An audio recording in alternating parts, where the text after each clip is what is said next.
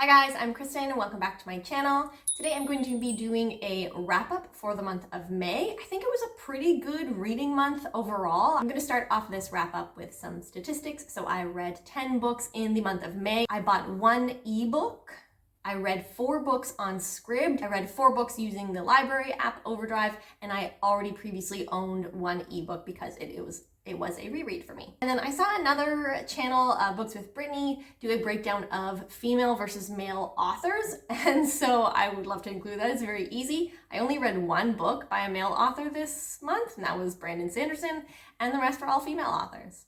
I'm going to start with the adult fantasy books, the first of which was Kushils Dark by Jacqueline Carey. This is the book that I already own an ebook of. I own a physical copy back home in Canada. This is a very slow-paced book, and I really felt that on this reread. It was published in 2001, so quite a long time ago, and why I think it was so progressive for the time, or for compared to other books at the time, is that our main character lives in a world, or at least a country, where the main ethos is essentially love as thou wilt. And this is a book where love is love is love is love. And we see that within the book, and all sexual experiences are completely commonplace and normal. This is, of course, a main character who is a spy courtesan who has been chosen by her god to receive or feel pain, pleasure from pain. And so she is also a BDSM spy courtesan, and she's a courtesan who services all genders of people. This book is written in first person past tense, where she is telling you her story.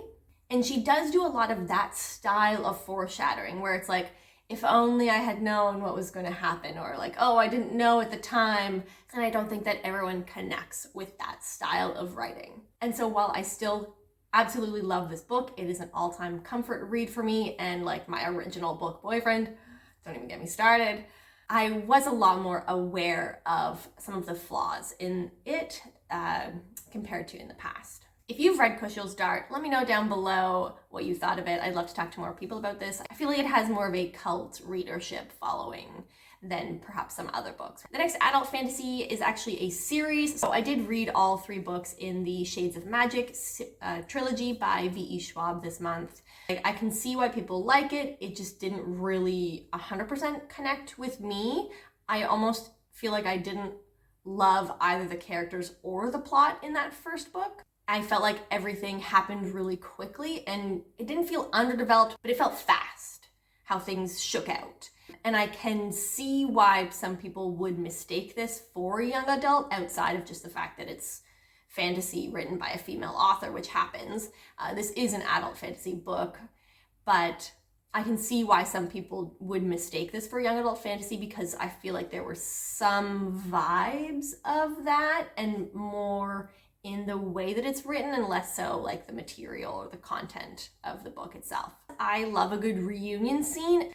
2 people in the first book, part ways at the end, and I just really wanted to see the reunion. And then in the second book, the reunion is drawn out forever. It was dragged on a little bit too long for me. I would have enjoyed that book more, I think, if they were physically in the same room and aware of it more often in that book, or for more page time, but it was a very satisfying reunion when it did happen. The second book ends in the middle of an action sequence, which, I mean, I was able to pick up the next book right away and keep reading because it was in the middle of an action sequence. But if you were reading this when it was being published, I apologize that you had to experience that, because that would have been horrible to have to wait for the next book. The first book and the third book do have more of a world at risk of ending sort of storyline, whereas the second book is like a magical competition, while the plotline for the third book is developing underneath and unbeknownst to our main characters. This is a series where I think that I actually liked the characters more than the plot. I mean, I generally love characters, but usually I love characters enough that I get sucked into the plot. And to be honest, I just didn't really care about the plot of these books. I was only reading it for the characters. I could care less about the plot. Even though there were stakes, I just didn't care about them. The next adult fantasy that I read was The Mask of Mirrors by M.A. Carrick. This is an author collaboration between Marie Brennan and Alec Helms. I absolutely loved this book. I did also do a full review of this book. Check it out if you are wondering if you should or shouldn't read this book. I go into a little bit more depth and detail on how I felt about it, as well as who I think would like this book and who wouldn't. Overall, I will summarize it as a con book where human connection makes things complicated. Some keywords here to help catch your fancy. It is a high society fantasy with lots of noble houses, scheming, and balls and fancy dress. There is colonialized city class tension and race issues. A Batman meets Robin Hood-esque vigilante who is mysterious, unknown, and been around for 200 years. Magic systems galore. And all of this on top of a web of deception, a huge cast of characters, and some amazing character dynamics and relationships. Not really a romance, so don't think that when I say relationships, but the connections and relationship dynamics between people and how those are developed is done so well in this book. But also, very LGBTQ plus positive. So, love this book. It is the start of a new series, and I know that is off-putting for some people, but the second book is already coming out in December, and this book did have, the first one, had a complete story arc with more just sort of like dangling storylines, but it did have like a satisfying ending that you could put down and not be like, I need to know what happens next. Like, I need to know what happens next, but I feel satisfied with this story as it is at the moment. If I gave ratings, which you know that I don't really do the ratings thing here, if I was giving out ratings for book, I would give The Mask of Mirrors a 5. But I know it's not going to be for everyone. The next adult fantasy book that I read was Warbreaker by Brandon Sanderson. This is also the book that I bought an e-copy of, had a copy at the library on hold. I was bunny reading this with a friend, and I saw that it was ready, and I was like, hey, let's read this next week. Are you good to go? And he was ready. And then because I cannot exist without alarms, I did not set an alarm and forgot to check the book out, and had already told my friend that we'd be starting the book in a couple days together. So I bought the ebook. Anyway, Warbreaker by Brandon Sanderson. I thought it was okay. To be honest, like, I think that I was really hoping to love this book. For some reason, when I heard people talking about the setup for this book, I really connected with it, and I was like, I'm gonna love this book. I just know it.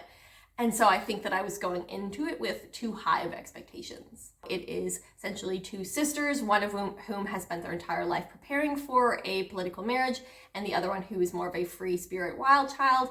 And essentially at the last minute, the king cannot send away his perfect daughter, and so he sends the wild child to marry the god king instead. And I thought that that was going to be like such a fun mix-up. I thought there were going to be all of these situations from both perspectives where the other one was suddenly in a role that they weren't prepared for, and I thought that that would lead to hilarious situations as well as tension and political discomfort and whatever. And really it was just sort of like, this happens, but then the rest of the book is about something else completely. This is actually a book about a conspiracy. There is some political tension that is heightened by this switcheroo with the daughters, but it is more that that situation adds fuel to an already politically tense situation. And what this book is really about is a conspiracy that delves a little bit into religion and this idea of what makes someone or something a god. This book did have a really cool magic system, which I think you can always sort of guarantee to get with a Brandon Sanderson book. It had to do with like breath, and essentially everyone only has one soul or breath within them, but you can give it away, but you can only really give it away once. Then you can also put your breath into inanimate objects to turn them magical. It was cool. It was very cool. It was very unique. I will say though, one of the other reasons that I maybe didn't enjoy this much as I was expecting is that the one sister, the like perfect one who doesn't wind up in the political marriage, Vivenna, is almost exactly all of the characteristics and personality traits that I hate in characters. And on top of that, I felt like the division of time between Vivenna and Ciri, the fun sister, was skewed way towards Vivenna, where we were spending significant amounts, like so much time with Vivenna and hardly any time at all with Ciri. There were reasons why we weren't spending a lot of time with Ciri, and they made sense. I just wish that he had have written it in a way that it made sense to spend more time with Ciri. Okay, now for the young adult fantasy books that I read, the first of which was Six of Crows by Leigh Bardugo. I loved this book almost against my will because everyone loves Six of Crows, and I almost didn't even want to read it because everyone talks about it and all of the hype, but you know what? I get the hype. This was amazing. I did do a sort of reaction vlog while reading this book, so if you want more of my in-depth thoughts and feelings while reading this book and afterwards, definitely check that out. I really fell in love with all of the characters, although I will stand by the fact that I think Jesper comes across way better in the show. He's way more charismatic in the show than in the book. I know everyone describes this book as more of a character book where nothing really happens, but I have to beg to differ. I didn't feel like nothing happened in this book or like didn't happen plot-wise. I felt like we were always working towards something while also getting information about their backstories and like filling them out as complete full characters. So while it was, yes, absolutely character heavy, and I think that the characters are what makes this book shine, I didn't feel like there was no plot the way that some people say. And then the other young adult fantasy that I read was Descendant of the Crane by Joan He. This is a mixed one for me. And up until the very end, I actually probably would have said that I didn't particularly like it or connect with it, or that it was sort of only okay. There was something about the writing style in this book that I didn't really jive with and that made me feel very disconnected from the book and the characters. It was almost like it was missing a lot of description, and sometimes it felt like we jumped from moment to moment or scene to scene. Like I couldn't always place the main character Hasina, like where she was or what she was up to. And I am someone who really over intensely visualizes what is happening in the books to the extent that I will reread snippets or phrases, particularly like the descriptive of who is where and who is what, in order to replay that scene over and over in my mind while I'm reading it, to like really picture it.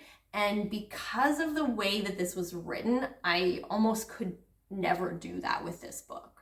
On top of that, it did feel like things developed rather quickly, or like they developed in a way that we didn't always have all of the information, or like the character was making leaps that she wasn't sharing with us, and so it was jumping strangely. And when young adult books progress in a way that feels really quick or underdeveloped, it's actually a huge pet peeve for me, more so than young adult book that relies heavily on overused tropes. Like I don't mind that, but if things progress really quickly, that's what bothers me. And so I did really feel that in this book. Like for example, she seems to really trust one character very quickly in a way that didn't feel understandable to me.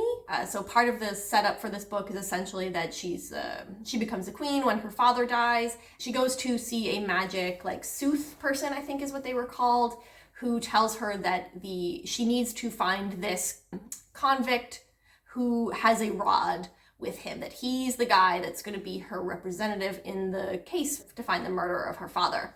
And she just completely trusts this, and she trusts this guy, and she almost doesn't seem to question at all that he is going to be the perfect representative for her father's murder case. She like doesn't even doubt his ability to do this, even though she knows nothing about him. So I just didn't always get it. There was also a level of intimacy between these two characters that happened really quickly as well. And not in like an insta-love sort of way. It was almost just like they were very physically intimate and like touchy with each other, which usually I want my characters to be more physically touchy with each other, because once I've decided that they're together, I need them to be together. And it just didn't feel like there was enough for there to be this level of intimacy between this queen and this random robber guy. But then it had such a great ending with like really great twists and surprises and reveals that I sort of like was and wasn't expecting completely, but done in a way that was so satisfying and exciting that it made me finish the book feeling completely different about this book. So while everything that I said beforehand is true, like I felt all of those things, I still feel all of those things.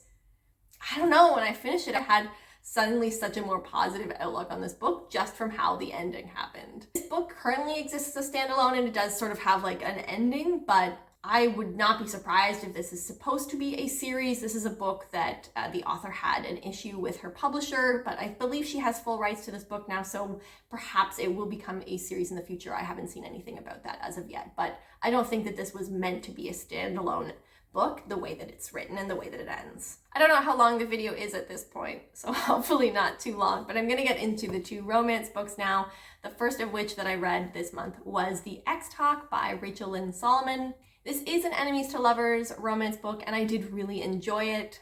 And it had some good steam and a conflict and resolution that made sense in a time that made sense. Like, I hate when the conflict is either too little to be a conflict or too large that it can't be resolved realistically in the time frame that the book does. And that wasn't the case. This all made sense. It had a great like pacing and time frame to the relationship and the issues that arise. One thing though that did really bother me, and that is sort of a contemporary pet peeve of mine, is contemporary references that bring me out of the book. And that was the overuse and exaggerated discussion around the idea of being a millennial.